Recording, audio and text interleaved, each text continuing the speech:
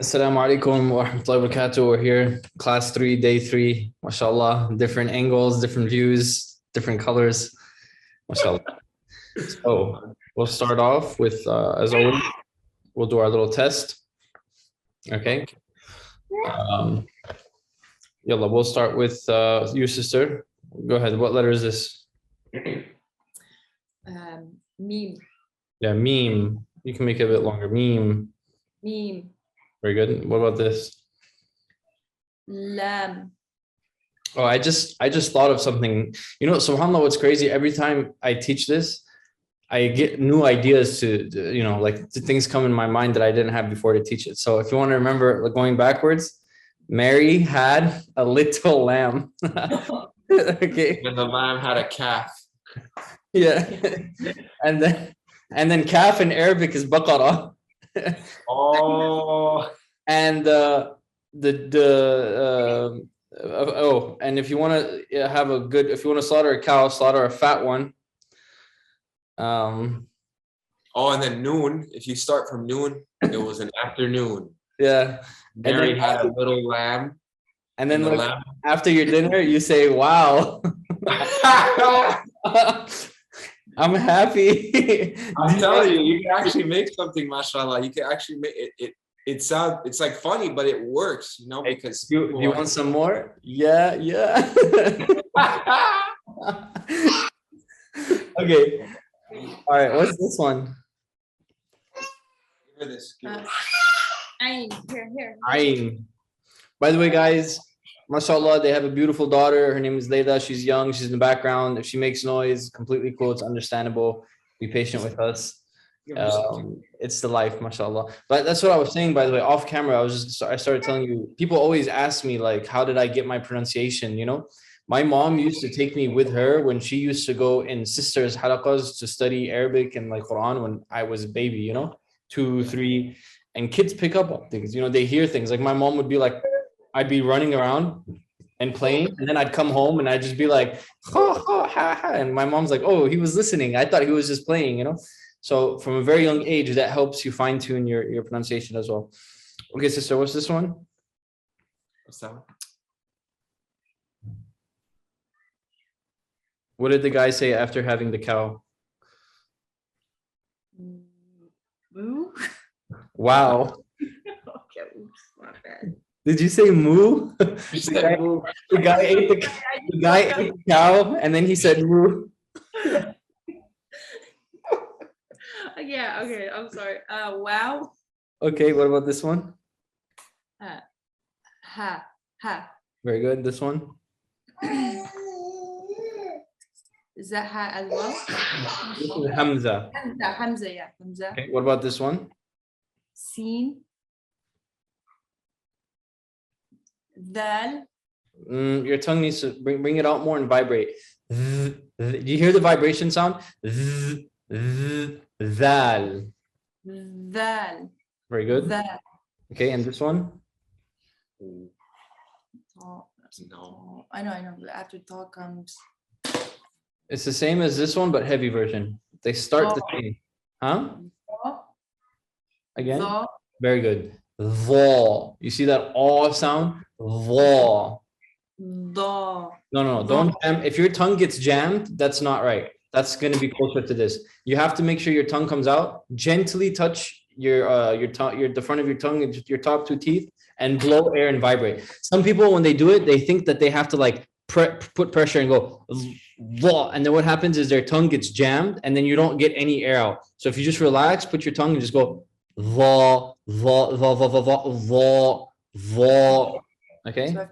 Vo. Perfect. Yeah. Zo. Again. Zo. Very good. And anybody watching, by the way, from maybe Pakistan or India, other parts of the world, very commonly people say for this letter, they'll say za, zal, and then here they'll say za. The only letter that has a z sound in the Arabic language is this one. If you hear a z sound in your va, it's wrong. Okay, you don't want to say za, zwa, any of these things. Okay, zal and va. Okay, very good. Excellent. Tamam. We're going to start the next lesson. This lesson is about 3.5 pages. Okay. And in this lesson, we're going to be learning how the letters, because in Arabic, the letters look different sometimes in the beginning, middle, and end. Okay, so they have a shape, a form that they take in the middle, in the beginning, and in the end. So we're going to be learning all three. Okay, so we'll start with this letter. What is Asnaf? Alif. Alif. Okay. Now, do you know what this is? I want you to say this is two letters. I want you to say the letters individually, starting with the red one and then the black one. Lam, alif. Very good. How do you know that the black one is alif and that the red one is lam? Both of them look very similar. There's a rule actually that they taught me at school.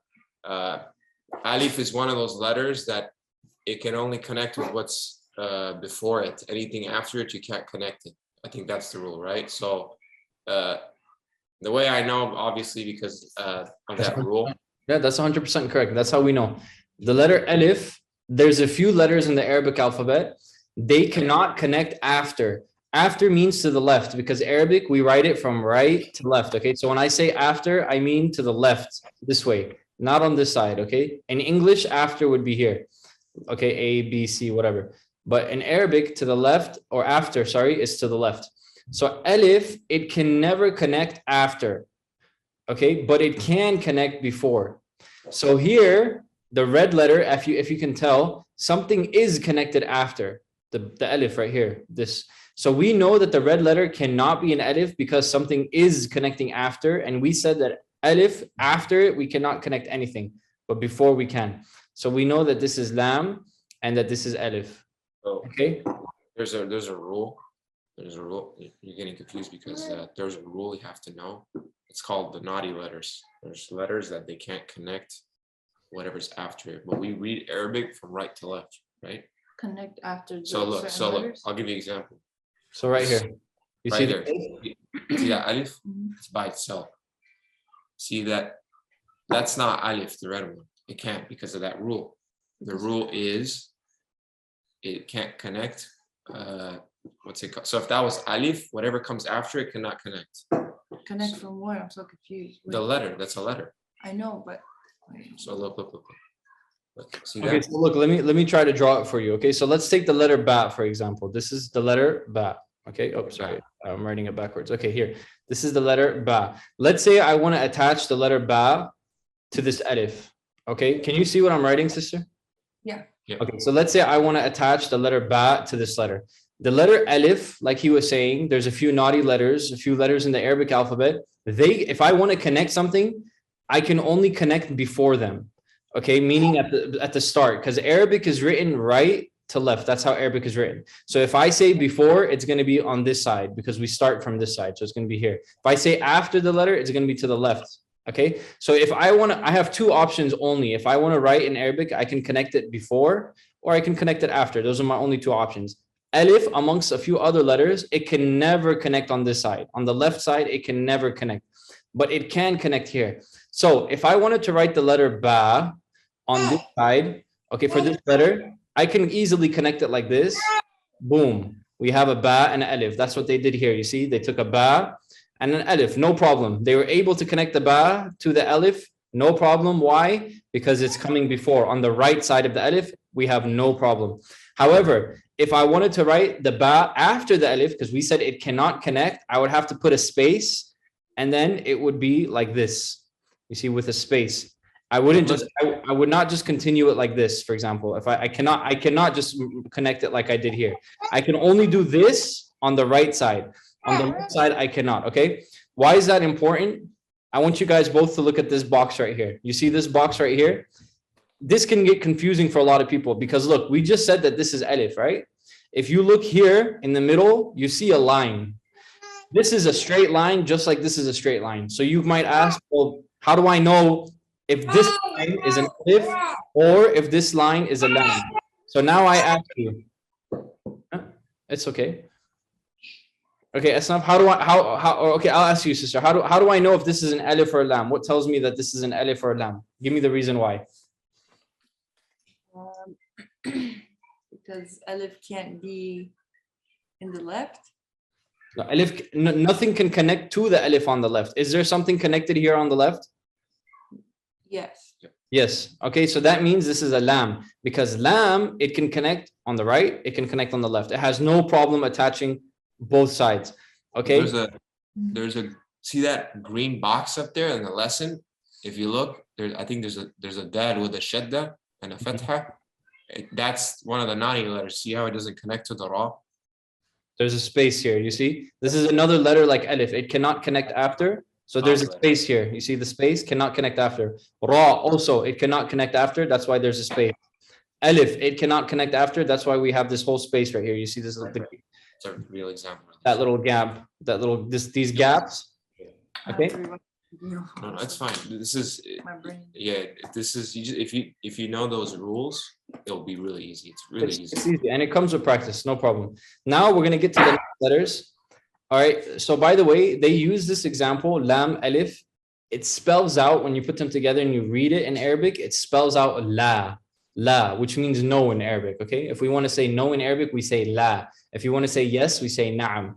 So you're going to find la a lot in the Quran, and it's commonly used in Arabic. So because it's a commonly used word, they have a few different ways that you'll find it written in the Quran or in Arabic in general. Either they'll write it like this, or they'll write it like this ribbon. You see this upside down ribbon?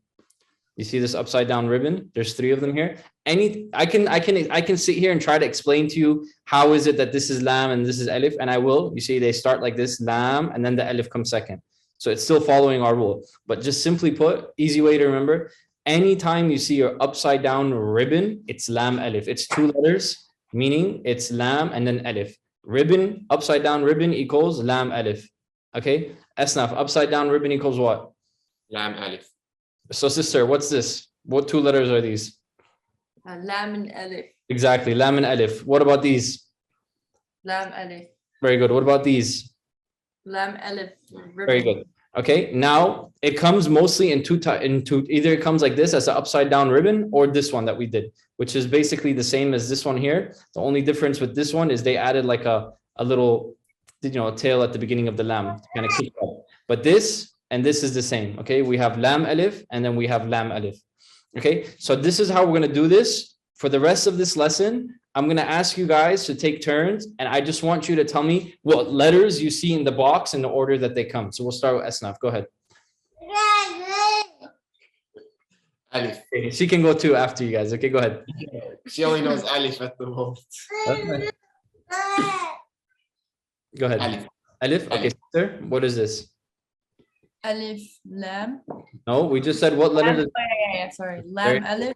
Lam alif. Okay. Asnaf, upside down ribbon. Lam alif. Very good. Sister, what's the first letter here? Ba. Very good. I have a trick that I like to use with my students to remember the letter ba. When we put 1 dot on the bottom, when you see the dot on the bottom, ba, bottom dot equals ba. That's a good way to remember it. Okay, so you have a bottom dot, that's ba. Okay, so ba alif. Okay, yalla Asnaf, upside down ribbon, easy. Lam alif. Very good. Sister, this one should be easy. You should recognize it from the previous page. Nothing different here. Lam. Lam. Okay, Asnaf? Lam alif. Okay. Now this one's a bit tricky. Let me see if you can get this, sister, before I explain it. Start with the red one and then the green one. What is it? Look at it's familiar. The green one looks really familiar from the previous page. Let's start with the red one first. What's the red one? Alif. No, it's not. Lam. Okay. So how do we know that this one is lam and not alif? Same concept as before. We said that alif cannot connect after. So sometimes after, most of the time after means literally to the left of it. But sometimes after also means underneath, meaning you see we write this first, then we write this one, it comes after.